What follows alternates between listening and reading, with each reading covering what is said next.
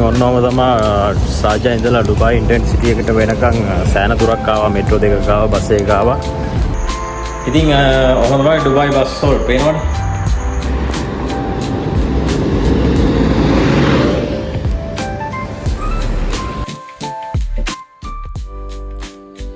Hello good morning. ඉතින් අද off එක දවසේ මම හිතුවා පොඩ්ඩක් ඔයාලත් එක්ක ඩුබායි වටේ සවාරියක් ගියන හොඳයි කියලා.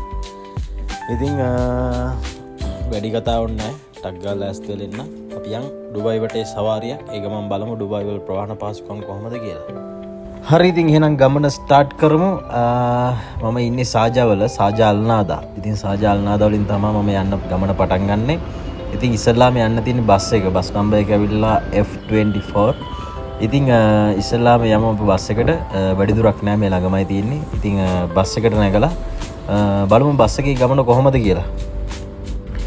ඉතින් ගයිස් හරි බස් එකට නගින්න තමයි මේ හදන්නේ. මෙන්න මේ තියෙන බටන් එකට ඇඟිලි දෙකෙන් පොඩි ටච් එකක් දුන්නාම දොර මෙන්න මේ විදිහට ඇරෙනවා. ඉතින් බස් එකට නැගපු ගමන් අමතක නොකර කරන්න ඕන දෙයක් තමයි නෝල් කාඩ් එක පංච් කරන එක. මෙන්න මේ කාඩ් එක මේක රීචාර්ජ් කරලා තියෙන්න ඕන. මේක මෙන්න මේ මැෂින් එකට තමයි පංච් කරන්න ඕන.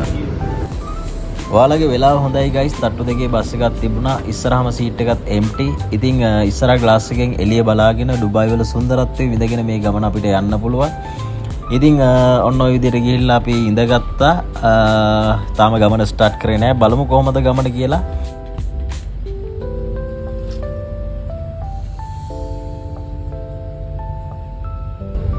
ඔන්න ඉතින් ගමන ස්ටාර්ට් කරා. පේනවනේ ඩුබායි වල සුන්දරත්වය කොහොමද කියලා. ඉතින් ලොකු දුරක් නෑ. බස් ස්ටොප් දෙකක් වගේ තමයි මට යන්න තියෙන්නේ.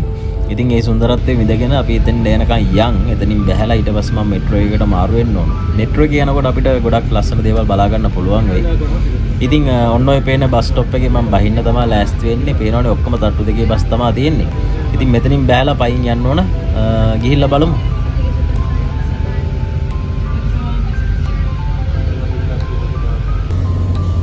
ඔන්න එනම් බස් එකෙන් බැස්සා. දැන් බැහැලා පයින් තමයි මේ යන්න හදන්නේ. මෙට්‍රෝ එකට එනකම් පොඩි දුරක් යන්න තියෙනවා. ඉතින් හරිම රස්නී පේනවනේ. සෙල්සියස් අංශක 34ක් තියෙනවා. අන්න අර පේන ඩුබායි ස්ටේඩියම් මෙට්‍රෝ ස්ටේෂන් එකට තමයි යන්න තියෙන්නේ.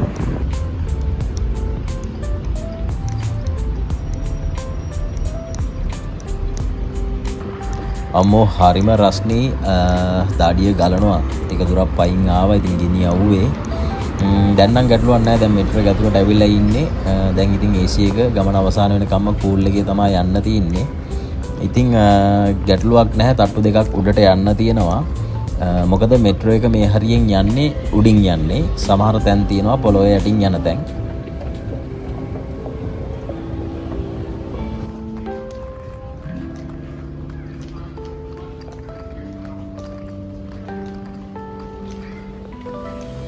හරි ඔන්න තියෙනවා ගේට් එක. ඉතින් අර බස් එකේ වගේම තමයි මෙන්න මෙතෙන්න මේ කාඩ් එක පංච් කරාම මේ ගේට් එක ඇරනවා. ඊට පස්සේ අපිට යන්න පුළුවන්.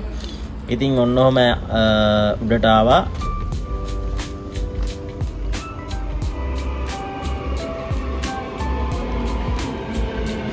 ඉතින් විනාඩි 4ක් තියෙනවා මෙට්‍රෝ එකක් එන්න.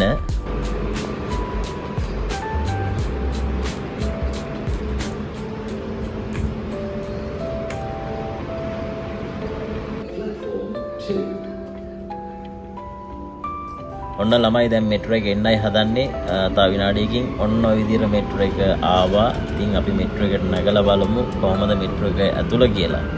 අද පොඩ්ඩක් සෙනග වැඩි ඉරිද දවසක් නේ.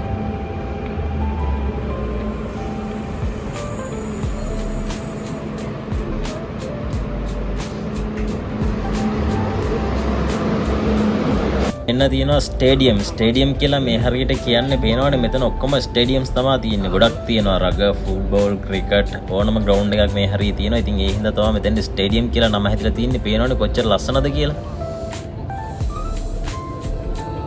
ඉතින් මට සිද්ධ වෙනවා යූනියන් වලින් මෙට්‍රෝ එකෙන් මාරු වෙන්න රෙඩ් ලයින් එකට. ඉතින් ඩුබායි වල රෙඩ් ලයින්, ග්‍රීන් ලයින් කියලා තියෙනවා මෙට්‍රෝ ලයින් දෙකක්.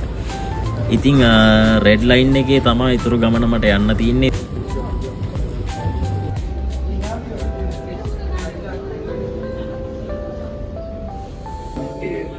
මියුසියම් ඔෆ් ද ෆියුචර් තමයි අපි මේ පහු කරගෙන යන්නේ. ඒ යනින් ගමන් මම තව විශේෂ දෙයක් මතක් කරන්නම්. ඔයාලා දන්නවද මේ මෙට්‍රෝ එකකවත් ඩ්‍රයිවර් කෙනෙක් නැහැ. මේවා ස්වයංක්‍රීයව තමයි ධාවනය වෙන්නේ. ඒ වගේම ලෝකයේ දිගම ඩ්‍රයිවර්ලස් මෙට්‍රෝ සිස්ටම් එක විදියට තමයි මේ ඩුබායි වල green and red metro line එක හඳුන්වන්නේ. ඒ සාමාන්‍යයෙන් කිලෝමීටර් 75ක් පමණ වෙනවා.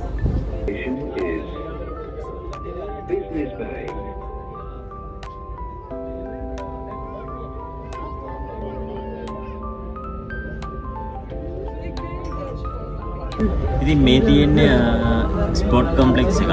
ඉතින් මේක රගර් බෝල් එක කොටසක් විදිහට තමයි මේක හදලා තියෙන්නේ.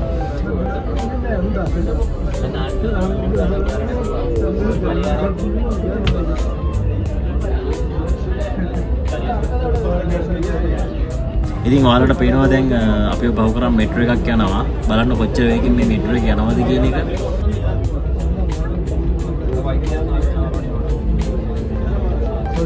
හරි ඊළඟ මෙට්‍රෝ ස්ටේෂන් එකේ බහින්න තමයි මම මේ ලෑස්ති වෙන්නේ. ක්‍රවුඩ් එක අතරින් කොහොම හරි දොර ළඟට ලං කරගත්තා. ඉතින් මෙට්‍රෝ ස්ටේෂන් මං හිතන්නේ 9ක් 10ක් අතර වගේ ප්‍රමාණයක් ආවා. සෑහෙන දුරක් ආවා. නමුත් මට ඒ ඔක්කොම කැප්චර් කරගන්න බැරුව ගියා. මේ ක්‍රවුඩ් එකත් එක්ක මම කොටස් වශයෙන් තමයි ඒවා කැප්චර් කරගත්තේ. ඉන්ටර්න්සිටි වලින් දැන් අපි එළියට යන්න තමයි හදන්නේ මෙට්‍රෝ එකේ. කලින් වගේම මෙන්න මේ ගේට් එකට කාඩ් එක පංච් කරන්න තමයි තියෙන්නේ. ඒතකොට ගේට් එක අරනවා අපිට එළියට යන්න තමයි තියෙන්නේ. එතකොට අපි ආපු ගමනට අදාළ ඒ මුදල එතනින් කැපෙනවා කාඩ් එකෙන්.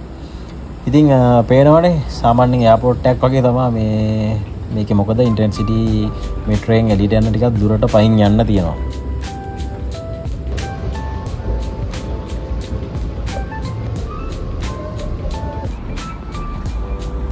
ඉතින් ඔන්න ඩුබායි ඉන්ටර්නෙට් සිටි වල තමයි මම මේ ඇවිල්ලා තින්නේ.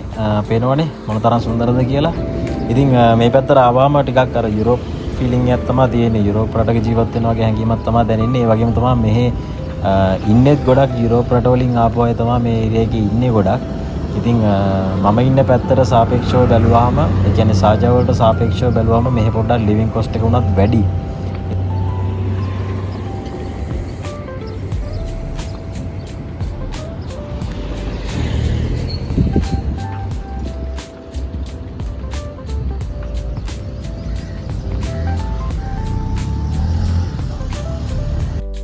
ඉතින් ගමන් වෙඩාව නිවා ගන්නත් එක්ක මගේ ෆේවරිට්ම බාබිකන් පයිනැපල් ෆ්ලේවර් ඩ්‍රින්ක් එකක් තමයි බොන්න හදන්නේ.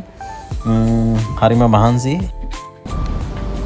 ඉතින් ඔන්නෝම තමයි සාජා ඉඳලා ඩුබායි ඉන්ටර්නෙට් සිටි එකට වෙනකන් සෑහෙන දුරක් ආවා. මෙට්‍රෝ දෙකක් ආවා, බස් එකක් ආවා.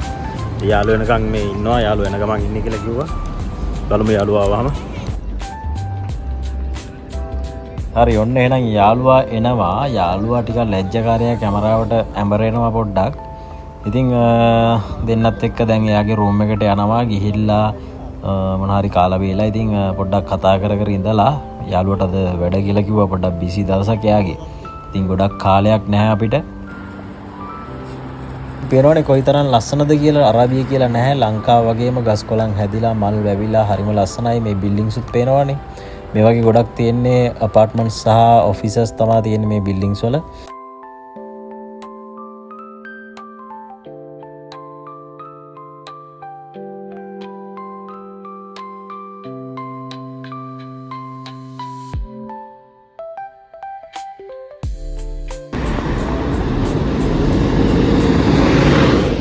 ඉතින් කාලයකින්දේ හරිම වේගයෙන් ගලාගෙන යනවා. ඉතින් මේ මං ඇවිල්ලා ඉන්නේ බස් හෝල්ට් එකකට. බලමු බස් හෝල්ට් එක ඇතුලේ කොහොමද කියලා.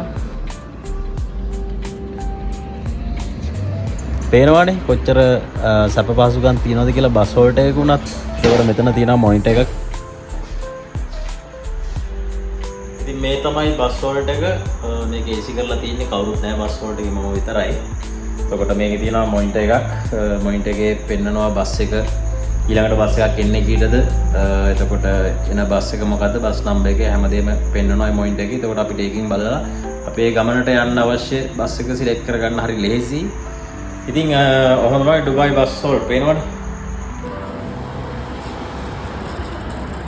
ඉතින් ඔය විදිහට තමයි දවස ගෙවිලා ගියේ. කොහොම හරි සාජා වලට ආවා. දැන් මම මේ රූම් එකට තමයි පයින් යනින් ගමන් ඉන්නේ.